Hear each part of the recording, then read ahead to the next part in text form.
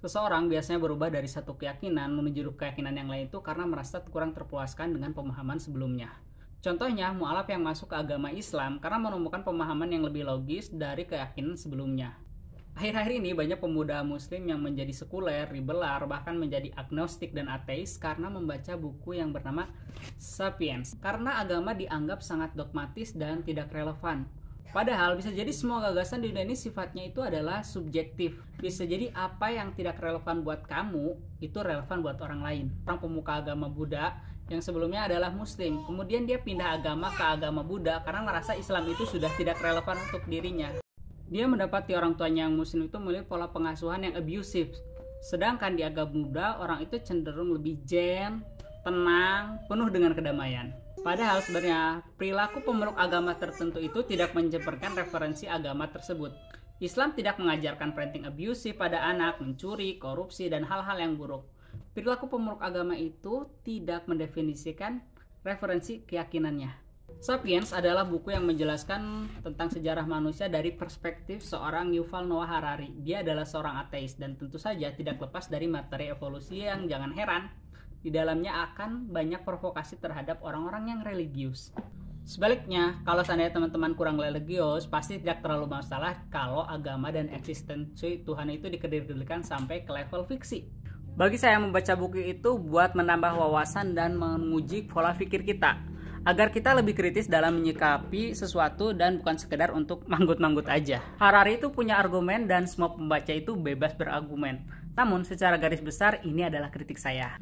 Pertama, provokasi Harari itu tidak mengambil banyak referensi, cenderung memframing informasi dari satu pihak saja. Contoh di bab pertama, masalah revolusi sains. Ia mengatakan revolusi sains itu terjadi 500 tahun terakhir, yang pasti merujuk pada Renaissance. Sebenarnya sains itu sudah berkembang jauh lebih lama.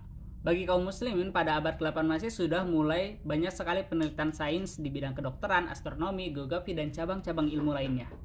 Bahkan sebelum era Islam, Pythagoras, Archimedes, bangsa Babilonia, Sumeria, Mesir kuno, dinasti Xia di Cina juga mulai mengenal sains. Hanya saja peradaban mereka itu semua punah via wabah, perang, bencana alam, dan banyak hal.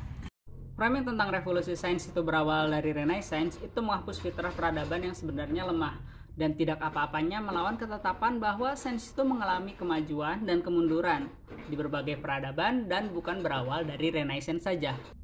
Menurut saya, evolusi merupakan teori yang dipaksa-paksakan pembuktiannya untuk masuk ke dalam sains dan sangat butuh pembuktian dari sejarah dan bukti arkeologis. Yang kita tahu bahwa sejarah itu bukan sains. Sejarah adalah ilmu sosial yang kebenarannya itu bisa berubah-ubah seiringan ditemukannya manuskrip, artefak, dan bukti-bukti arkeologis. Ya, mau bagaimana lagi, membuktikan evolusi itu sangat sulit kalau kita tidak punya mesin waktu atau kita punya umur yang sangat panjang untuk selalu tahu kebenaran 100% evolusi itu kejadian dan manusia itu merupakan hasil mutasi genetis dari kera selama berabad-abad. Dan daripada kita menunggu semua bukti itu terbukti dengan cocok logi bukti-bukti sains yang sebenarnya adalah spekulasi, kadang kita perlu menanyakan motifnya. Dan kayaknya ya untuk menghapus agama. Tapi untuk apa? Ya untuk menghalalkan apa yang sebenarnya haram dalam agama, seperti Holocaust, perang dunia, rekayasa genetik pada manusia, rasisme antar ras manusia yang sebenarnya satu spesies dan satu nenek moyang, atau untuk membuat dogma-dogma keistimewaan seperti dogma ras Arya di Jerman. Banyak sih halal haram di agama yang bisa dicoret kalau seandainya manusia itu percaya cocok logi evolusi. Menurut opini saya, manusia itu tetap bisa menjadi ilmuwan hebat, tapi tetap juga religius di saat yang bersamaan. Ibnu Khaldun, Ibnu Rus, B.J. Habibie, Ibnu Battuta, mereka tetap bisa menjadi seorang saintis walaupun dia tidak percaya evolusi. Dan sebenarnya banyak sekali kakek nenek moyang kita yang tidak percaya evolusi dan hidupnya baik-baik saja. Nah, sekarang kamu percaya teori evolusi atau lebih percaya manusia itu datang dari Nabi Adam dan Siti Hawa? Untuk itu kita kembalikan kepada keyakinan masing-masing. Oke, segitu aja dulu untuk pembahasan mengenai revolusi kognitif. Akan kita mulai di video berikutnya. Terima kasih udah baca mukadimahnya. Wassalamualaikum warahmatullahi wabarakatuh.